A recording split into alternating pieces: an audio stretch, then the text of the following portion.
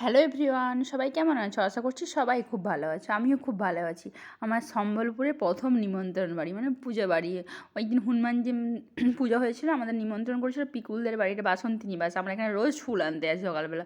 এই যে এখানে হনুমান চল্লিশা পড়া হচ্ছিল, আর এই যে এখানে যজ্ঞে বসেছেন। অন্যরকম করে পূজা হলো, খুব ভালো লাগলো দেখে।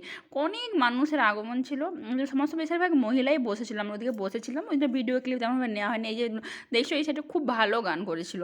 আমার যেমন হনুমান চল্লিশা যেরকমভাবে গান হয় না, সেরকম কিন্তু উড়িয়াতে হয়েছিল। রেকর্ডটা দিতে পারলে ভালো হতো, কিন্তু সেভাবে ভিডিও ক্লিপটার কপিরাইট চলে আসবে, তাই দেওয়া হয়নি।